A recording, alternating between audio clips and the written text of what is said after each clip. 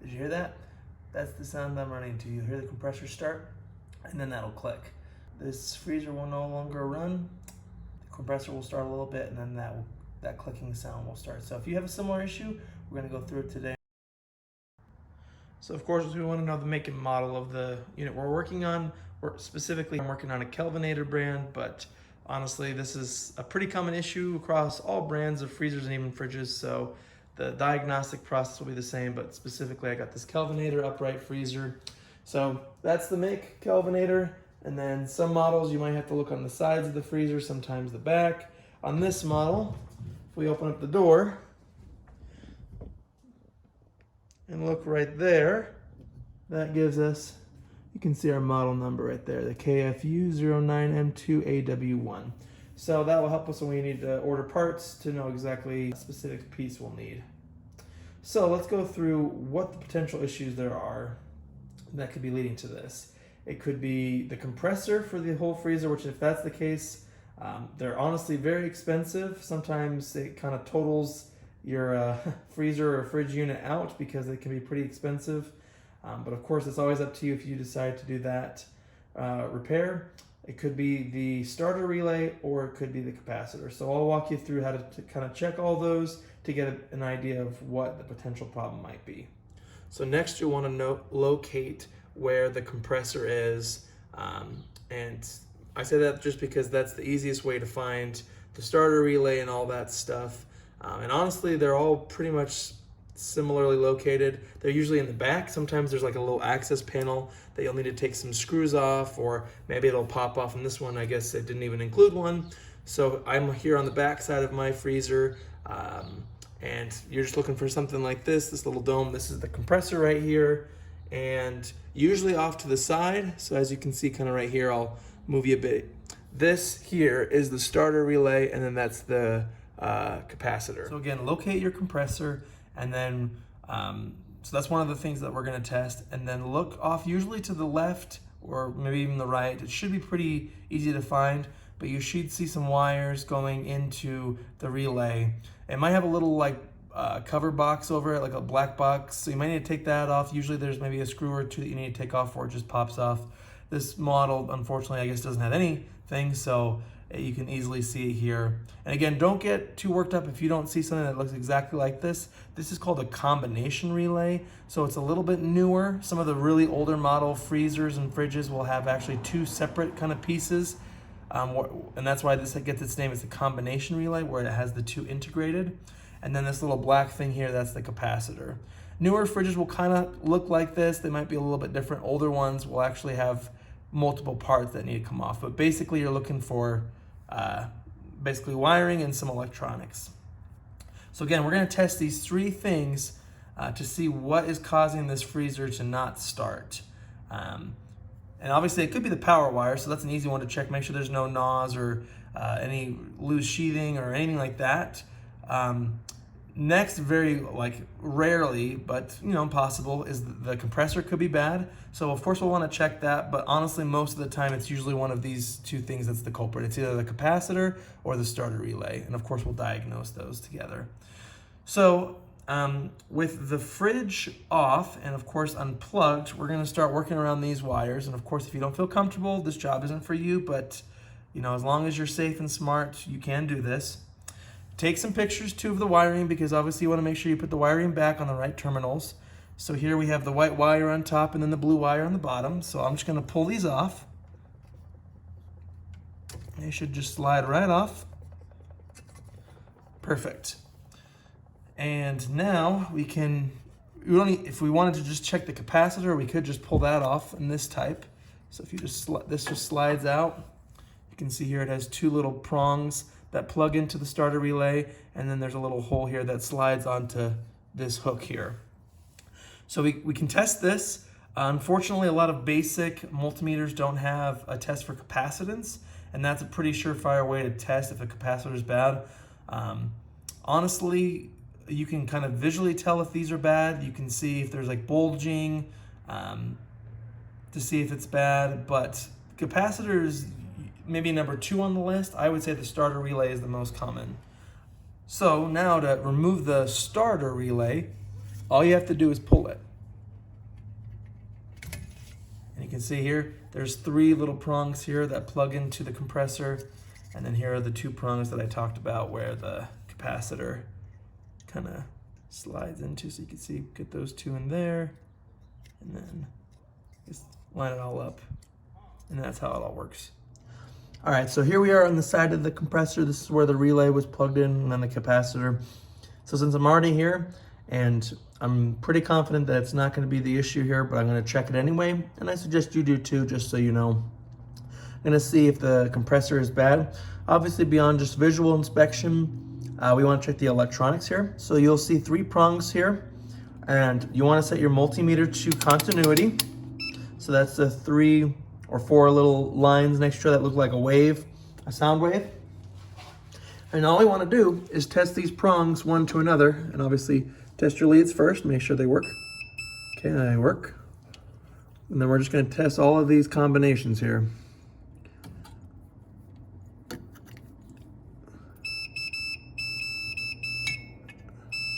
Okay, that top and bottom are good.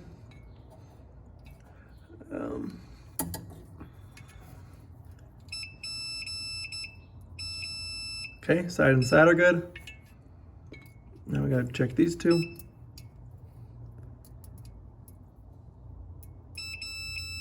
Okay, those 2 are good. So yeah, once we've verified that all the combinations are good, then we'll want to test to see if there's any internal shorting, and you can just put 1 lead on the line and then 1 on another copper line. Okay. Good.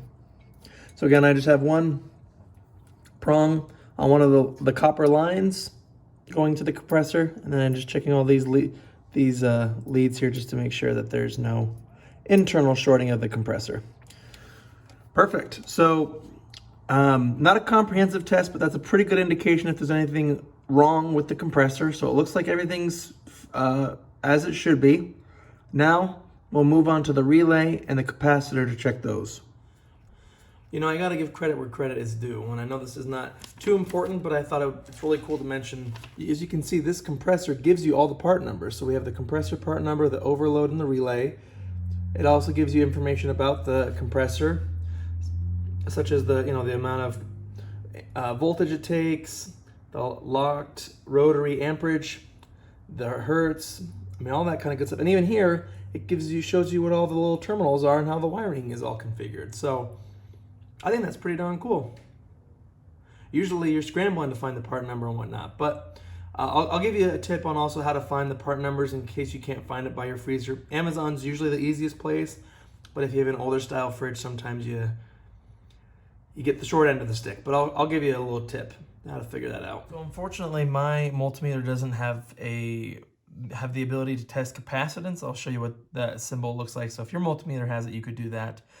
But unfortunately, mine doesn't. So instead, we're gonna check the resistance of this capacitor just to see if it can take a charge. So we'll put the meter here on ohms, get our leads out, and then let's see if I can do this without blocking.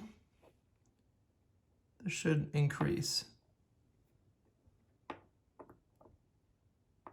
Okay, I'll try the other way maybe. There we go. So as you can see, it is increasing there. The other way, it should decrease. Looks like it's not showing. Try again.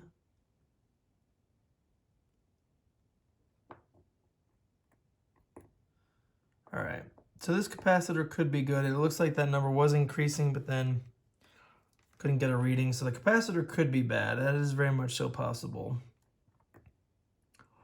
Basically what we should be seeing here with the capacitor is that number should continue to increase when you put it on the ohm setting.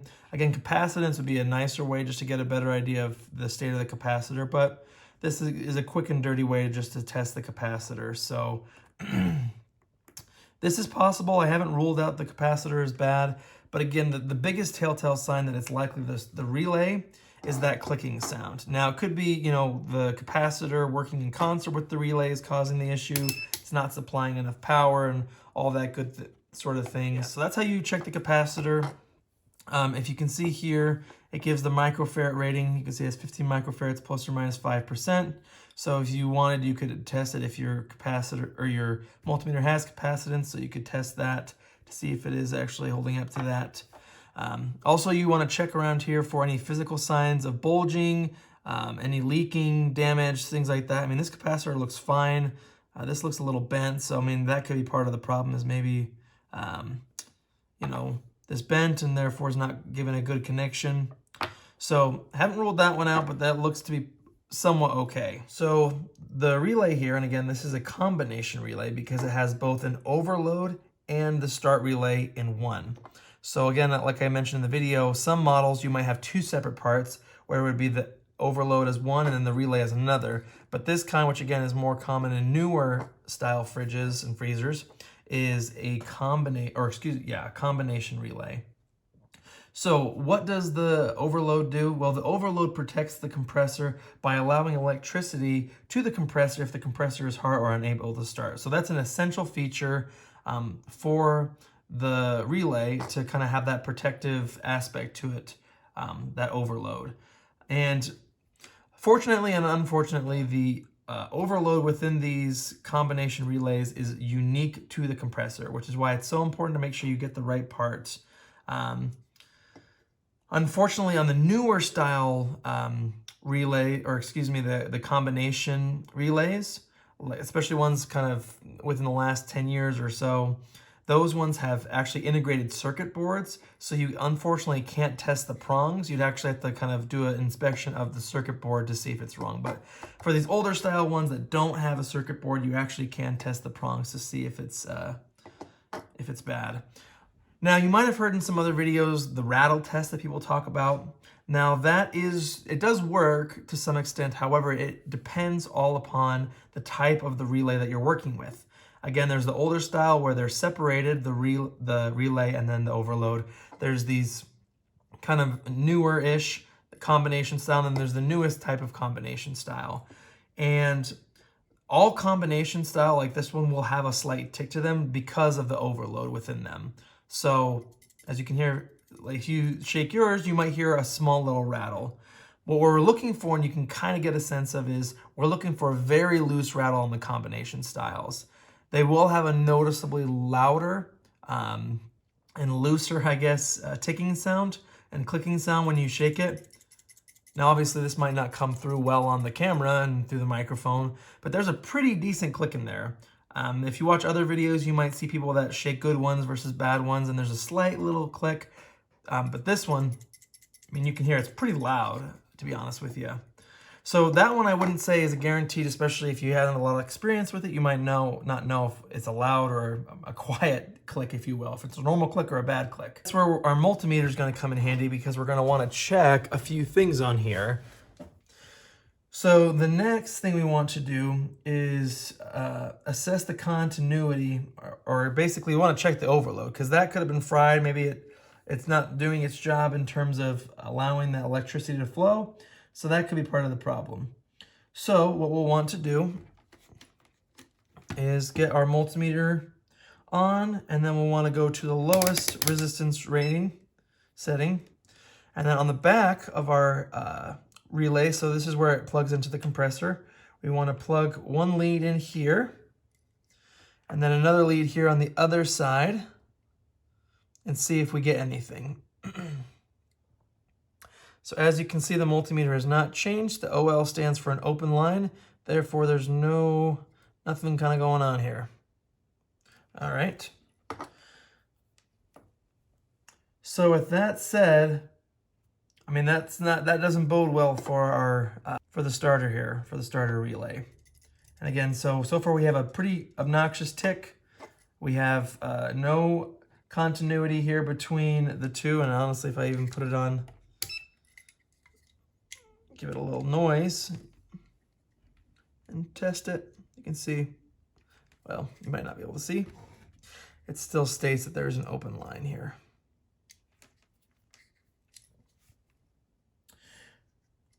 We can also check the overload this way by putting the leads in here. Okay, sounds like there is resistance, there is continuity there, so that's good, but there seems to be a lack of continuity here. So my assumption is this is bad. Fortunate for us, we can do another step here. I guess if you don't want to break this, then I wouldn't do this step, but you can actually pop open this cover and we can check the internals to see if it's still intact. You can see here these little two holes. There's little clips that we can undo, and then this should pull this top part off. So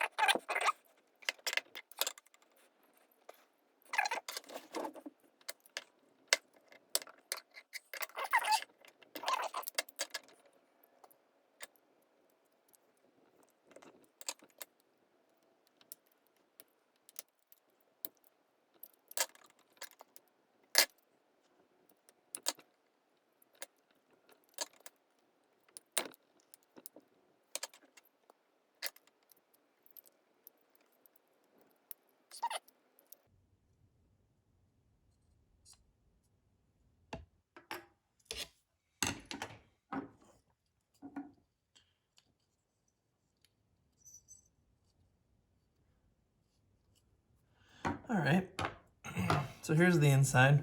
Obviously, I wouldn't recommend this if you're hoping to reuse it, especially if it's not bad, but a lot of times what that rattling sound is something broken with inside here. So as you can see, here's the overload right here. It's pretty loud. Another problem here is usually this is sometimes broken. You can see it's all chipped up. So I always like to understand why something worked and why we did what we did, because you might have looked at the testing process I just did and said, well, I mean, I guess I'll just take your word for it that that works. So when we were testing the overload, right, this is obviously what we saw. I'm not going to close it back, but I said that, you know, you put the one lead in here and the other lead here in the top to test that if the overload's bad. So when we pull this apart, here's that top prong that went into this side. And then here on the other side, you can see that top hole. That is the other end of the overload. So this black thing right here is the overload. And you can tell because if you shake it, that rattling sound helps you know that it's the overload. So that's why when we check here, this top prong, and then the other prong here, that'll let us know if it's good. So again, check the continuity. Leads are good. So now when we put one end through the bottom here, you can see it's sticking out here, and another one. So this would be the top prong. I think that was the blue wire. Nothing. So we know that this overload is for sure bad because there's no continuity to it. All right, so getting on to the other test, I did and why I did it. So you can see here the two bottom holes that I tested for continuity. So I'll remove our overload here. So here obviously are the two holes that I had the leads in that I tested, here and here. And we want to check for continuity here because this is where obviously the starter comes into play, the starter relay, especially because of this little fun disc right there. That right there is called the thermistor. I think the actual long name, PTC thermistor. It's the positive temperature coefficient thermistor, which doesn't mean much to many people, and that's totally fine. But basically, this is a thermistor. So as it basically helps the refrigerator and other kind of things, even in your car and things like that, run by changing due to temperature. So the resistance changes as the temperature changes, which makes sense for a fridge, right? If we want to get it colder, we need to provide more electricity to that compressor so the compressor runs longer, gets the air colder, and then when the refrigerator gets to where we want it to, we don't want it to keep getting colder. So this thermistor will reduce the amount of electricity going toward the compressor, therefore not making it as cold. And that's an important feature of a resistor, especially a thermistor, is functioning based off temperature, because we want our temperature to be consistent rather than getting colder and colder and colder, or getting warmer and warmer and warmer. So that's the whole function here. So that's why we wanted to test for continuity to make sure that this little thermistor was still intact, there wasn't any loose connections. So if we put our leads in here, I guess I shouldn't do that. Let me get it over to continuity. And as you can see,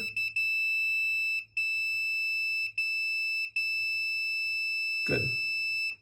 Now if the resistor was all broken up, or in this case I'll just take it out, no continuity. So that's why that rattle test people can sometimes confuse, because, and actually be right, is if this is all broken up, this resistor, if it's gotten too much heat, then this thing will rattle like crazy. So that's why you want to check the continuity between there, just to make sure that the resistor is still intact and that obviously all the connections are good from the capacitor, thermistor, onto the compressor. All right, so I have my new part here. Just came in. I'm gonna put it onto those prongs, attach the wires, and we'll plug it in and see if it works.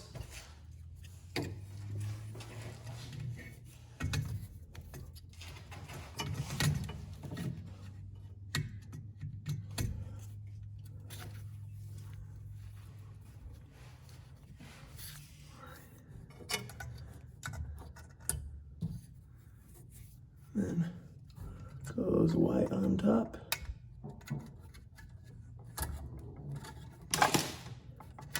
And then blue on the bottom.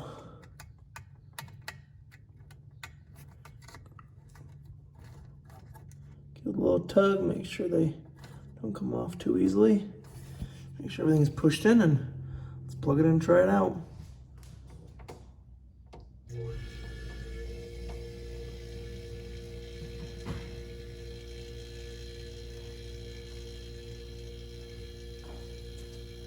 All right, there's the compressor.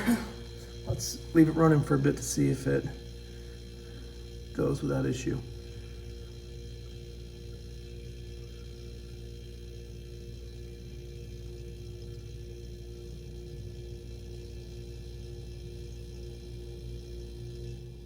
It seems like we're all set here.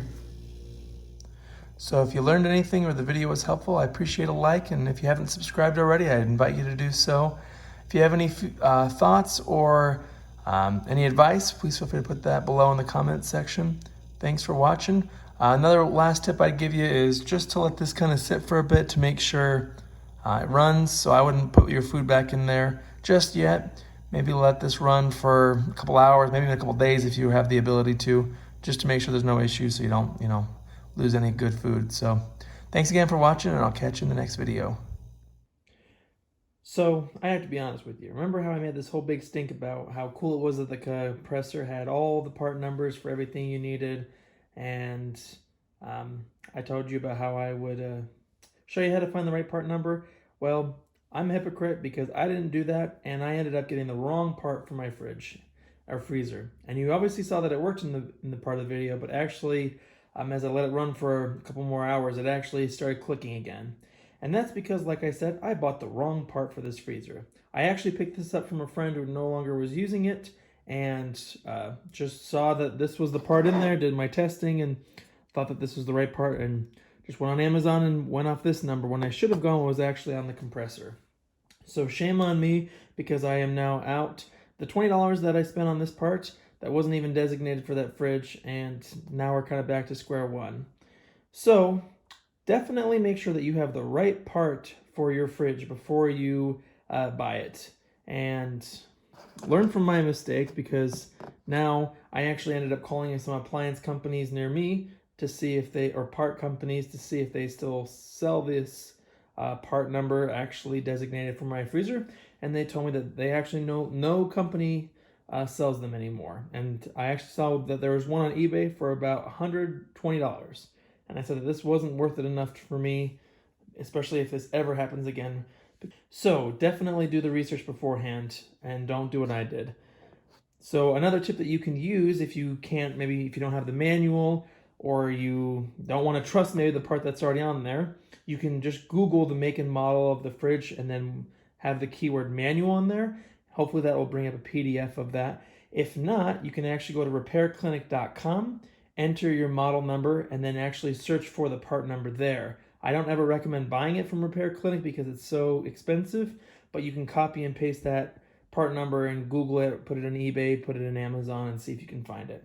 So unfortunately, my small mistake set me back, but again, the video is still the same, where basically just make sure you have the right part and everything else will go swimmingly for you. So questions or comments, please let me know. Just wanted to be forthright with you and appreciate you watching. Catch you in the next one.